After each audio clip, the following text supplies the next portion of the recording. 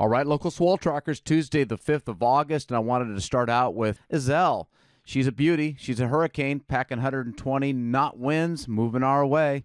By Friday, she'll be centered here over the Maui and the Big Island, slamming right into us and bringing tons of weather, winds, and waves. East swell. The Big Island, of course, tons of shadowing, but we will still see some 8-foot surf filling in as early as Wednesday, filling in Thursday, peaking Friday. It'll be, I'm going to put a big range on it, 4 to 8 feet Hawaiian scale, near 15-foot faces. Warnings will go up, and this is the track. Currently, here's where we are, moving west at about 10 knots our way, and we'll be impacting the entire island chain and be over here past Kauai, tropical disturbance by Sunday. But in the meantime, these things are fickle. They can change, re-intensify, not to scare anybody, but we've got another one right behind it. Julio wants to be a hurricane and will be. I'll show you that in a second. But it's going to be a wild and woolly, about 5 to 6 days here starting Thursday. And again, the winds will whip up to near 40 knots at the peak moments. Now, the swell will not last long. It'll come up quick and drop off quick, as is typical with these sorts of systems. So there it is. That's the track for Hurricane Iselle. And there's the pair right here for you. This is Iselle right here. There's Julio, still a tropical storm, but forming into a hurricane as it intensifies. And then this is going to be Julio's track here. Today's Tuesday. He's just behind to the east of Iselle, following her. And by Friday, he'll be right here, several, over 1,000 miles away. But by Sunday morning, it'll be more to the northeast of the Big Island. This one is expected to not slam in to the islands, but actually track above them. And we'll wait and see if this works out. Let's take a look at a beautiful stream of winds. Here comes Iselle here, and here comes Julio right here. A pair of storms that are going to be definitely, as I said, impacting us. Right now we have a east-northeasterly tilt to the trade winds. You can see those if you look closely. There is a long way over here by the Philippines spinning off maybe some little bit of 2-foot west swell for this weekend. Down under you can see a low pressure spinning off of New Zealand here, a zonal jet stream here, but that is going to change. We are going to see it come right up the Tasman Sea. But these are the surface scale winds right now. And I just wanted to show you this. Let's take a pretty picture. The animations are showing both of the large storms moving our way. The weather will start to be impacted first by the Big Island on Thursday, and the worst of it will be Friday. And then things should be dropping off quite a bit by Sunday, dropping off a lot Saturday before we get hit by the next event on late Sunday into Monday. The upper regions all the way to the surface. Now, these are the water vapor loops. This is Guinevere over here, the former event that's not affecting us anymore, but take a look at it is an active season here in the tropics, and this doesn't even show what's happening off of the Philippines and over in Taiwan. Again, the brown air is the dry sinking stable air masses. You can see there's only small windows of that along the tropics and even up in the North Pack these days. So we'll drill it down, tell you it's going to be very, very muggy. It's a beautiful day today, however. We've got sunshine, slightly hazy, highs near 90, lows about mid-70s. Trades blowing 15 to 20 with higher gusts. And drilling down a little bit more, you can see the cloud cover is not too bad. It's banking up against the windward and Mauka areas, and that's a fairly typical pattern. And let's take a look at the surface hand-drawn charts here. High pressures established. Here we are in Hawaii right here. Here's the hurricane. Here's the tropical storm, soon to be hurricane. Look at all these low pressures over this way. And then here's another typhoon that'll hopefully be bringing us in a little bit of bump from the west over the weekend. We'll keep you posted on that. High pressure struggling, but they're up there in the North Pack. And now we'll get into the more surf-oriented forecast. Let's look at the South Pack, the northern jet dominant right now. The southern branch starting to come together. It's where we get our swell, and that's going to be looping up right into the Tasman Sea here, steering some big storms now and in the future. There's more on the way, as you can see here. We love those meridional or equatorial bound flows, and we get more on the way.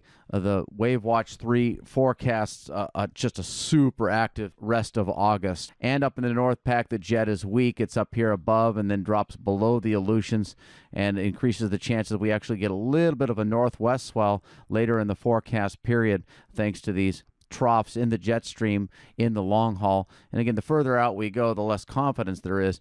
But the models do suggest that we'll see some out-of-season northwest swell here within the next 10 to 14 days. Okay, now let's do a little bit of hindcasting and see why we've seen a lot of south swell. It's been lasting. There's been like 3 to 4 back-to-back-to-back swells. This one goes back Monday, the 28th of last month, and this fetch here was very close to us. Within, say, 3,000 miles, the fetch nosed to within us under the French Polynesia or Tahiti here. This fetch, well, this is just 7 days back, but actually we had tons of fetch even prior to this, and that's why we've been really seeing an overall very good summer. Let's start the animations here. You can tell that it lasts a long time, and the swell energy will veer to the south. And we will see a reinforcement from this area on Wednesday. The buoys are going to show 3 feet 14 seconds. That'll be enough for 2 to 3, maybe even 4 feet for Wednesday before the big east swells and southeast swells get into their special zones. Now we start to act up over here in the Tasman Sea as well. Starting up the animations, you can see those colors deepen. See, these are surface winds that lead to the wave heights, which lead to swell for us. But I wanted to do a little hindcasting, show you why we've been seeing all these swells and why we will continue to see them through Wednesday, and then things start to shift up here as those red blobs move across the Tasman Sea, past New Zealand, and off to their east coast. Let me get to that. Okay, so here we are, the current forecast. You can see the remnant area of swell production over a week ago that I was just showing you. But here was the Tasman Sea storm. This is still showing the later stages as it moves off to the east coast of New Zealand. And this one's going to be bringing us in some 22-second forerunners on Sunday the 10th and be building up into Monday, Tuesday from this initial storm. Now, starting in the animations, there's that one, and then there's this one right here for Wednesday, Thursday. That one has a slightly better track, and that could boost us up on Tuesday, Wednesday, Thursday of the upcoming week into the middle of August, and that could be bringing us up to potentially 4 to 6 feet. I think the models are running hot. For sure, we can claim 4 feet or well overhead all the way through the middle of the month thanks to these storms here. These are big storms with 30-foot seas. You can imagine how big Australia and New Zealand get on these. Let's go ahead and run through the animations, and you can see there is a nice little storm that's popping Friday, Saturday, Sunday of this coming, and this guy has a captured fetch. The storm center moves up along the same angle as the fetch. It's a following fetch. It grips the ocean, allows greater sea development, and that will add to the Tasman Sea sources and again boost us up. It could be peaking out Wednesday, Thursday, the 13th and 14th up in that 4, maybe 5, and possibly even 6-foot range if these models, fantasies, play out. Again, they're fairly long range, but confidence will be able to be refined and enhanced, say, in the next 5 days. Okay, let's head up and finish up with the North Pack. This is going back to Friday the 1st. Here comes the soon-to-be hurricanes heading our way. Here's Halong, I believe I'm pronouncing that right, which will bring us up some west swell for the weekend. And, yeah, this is, again, hindcasting all the way through August 5th. There's the pair of storms. There's another typhoon bringing insane waves to that whole region. Heard some pretty good stories. And bringing the model runs current. Here we are. Again, we've shown this a bunch, that these are all different versions. Now, this is actually the sea heights moving our way, created by those surface winds I was just showing you. Take a look at this guy out here. Now, this is Genevieve, I believe I'm pronouncing it correctly, will be building, check this out, and then moving up. And the models are not showing us to get any swell from this nearby source. It is spinning counterclockwise, but the southwest flank, I guess, is just not pointing towards us at this point. And you can see right here on Sunday how close Julio is to the islands. It's a big storm.